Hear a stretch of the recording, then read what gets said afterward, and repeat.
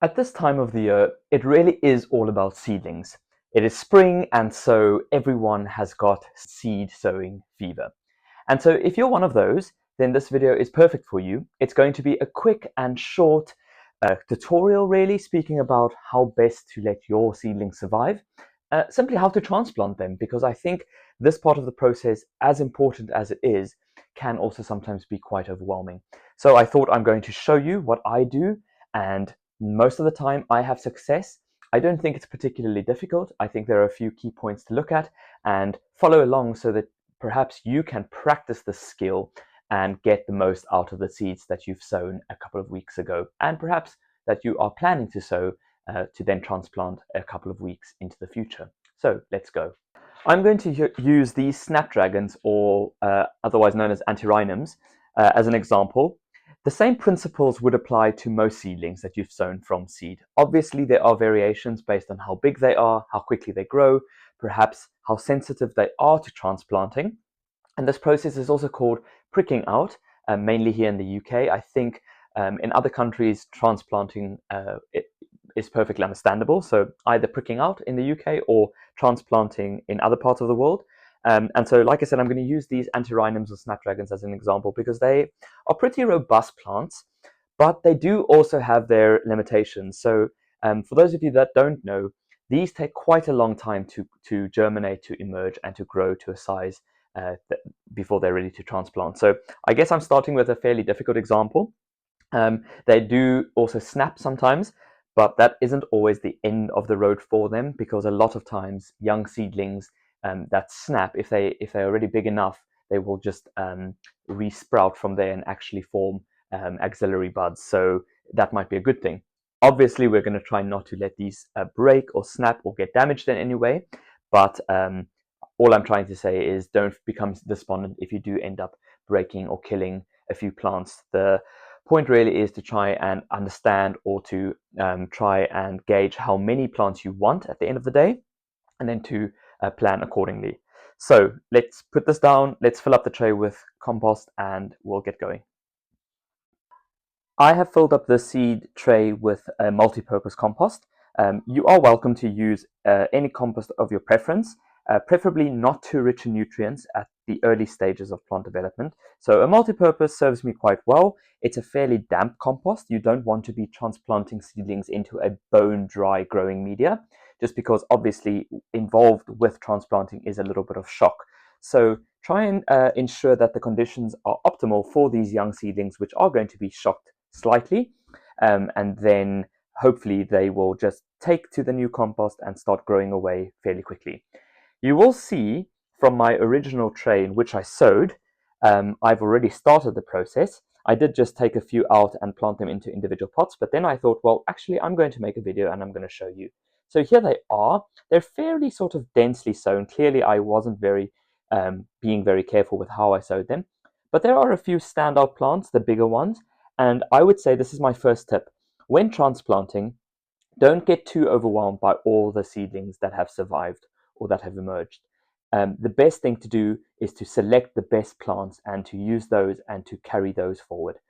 Don't try to save every single baby, because that just causes, being overwhelmed. It causes you to have too many. You become a bit of a glut and you end up not looking after them as well. Rather look after a few selected seedlings as best you can, rather than trying to save every single one in the process.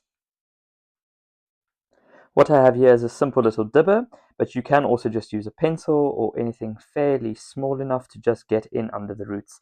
And I'm going to start with this very small seedling here, or no, not very small, but small-ish, but certainly one of the bigger ones in the tray. And what I'm going to do is I'm going to put my dibber in underneath to the very bottom of the tray, and I'm going to try and scoop up as much of the roots or plant plus compost as possible. So you can see here there's a little cluster, right? So this is quite a lot. Again, I'm not going to try and save every single one in there. So in here, where there's a bit of empty space, let me just move this forward. I'm going to break this little clump apart gently, and I'm going to try and tease this plant out.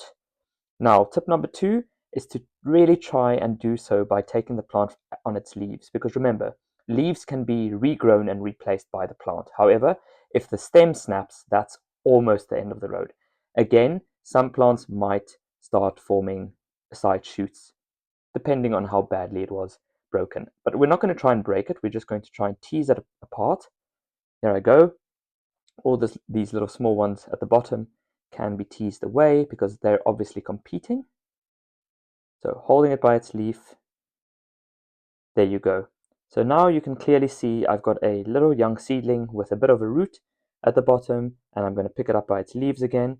I'm going to move this back, and I'm just going to pop it into one of these so that you can see how I've done it.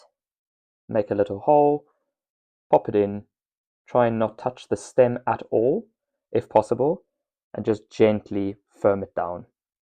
And there you go. So that's number one. I'm going to look further up again. Just move this up a bit. There you go, and you can see I'm going to try and target the bigger plants because they will have the best chance at growing away and being the healthiest. So there you go. I'm just going to pop it right next to it. Try not to snap the stems if at all possible. If you do snap the stem and you feel confident that it might continue growing, do plant it and just perhaps substitute it with a small baby one next to it so that if it does end up dying at the end of the day, you have a backup. And there again.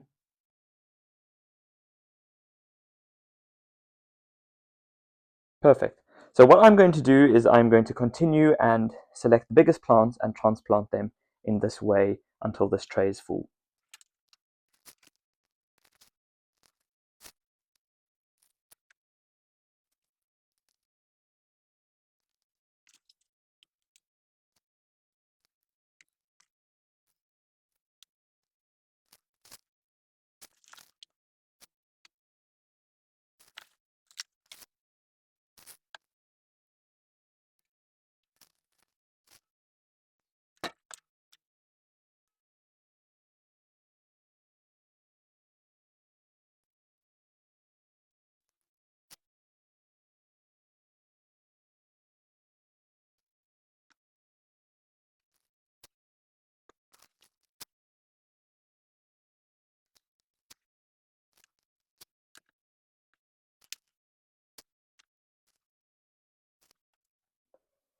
And there you have it, a good number of seedlings transplanted into the seedling tray.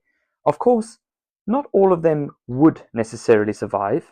Most of them probably will, but here and there I might lose one or two. So I would say keep the original seed tray, which now looks a bit like a mess and like it's really gone through the worst. Keep it as a backup just for if some of these that I've transplanted or that you transplant don't survive in the first few days, you will be able to tell, and then you can just substitute them. But I'm pretty happy with that. I think this number will be sufficient for what I need. And yeah, it's just being brave and not necessarily trying to hold on to every single seedling because you feel bad. So yeah, be brave and do the right thing by only transplanting the number that you think you might need. It's a really lovely feeling knowing that you've sown from seed and that you now have seedlings strong enough and big enough to transplant. And with a bit of luck, a little bit of love, and just letting nature get on with it, these will grow into robust little plants themselves. I hope you've enjoyed this. I hope this has been valuable.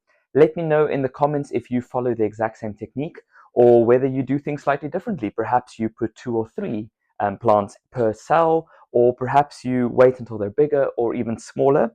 The thing that I would say, young plants are really resilient and they tend to recover very quickly. And once they get transplanted, they actually grow very quickly. So be brave, do your best, try and work on this skill and just enjoy the process because it is honestly exceedingly therapeutic. Talking about a bit of therapy, these need a bit of therapy, and so don't forget to give them a good drink of water now that you've transplanted them. Be careful not to wash them out of the compost, so use a fine spray or a watering can with a fine nozzle so that they stay in place but that they do get hydrated because they are going to stress a little bit now, and if they don't have water then you're certainly going to see them struggling and die, which is not what we want. If you enjoy content like this, please do subscribe to my channel where I have loads of other videos talking about different plants. I even take you on a few garden tours of my recent visits to South Africa. And and make sure that you subscribe so that you don't miss any content in the future. I look forward to seeing you in the next one. Bye for now.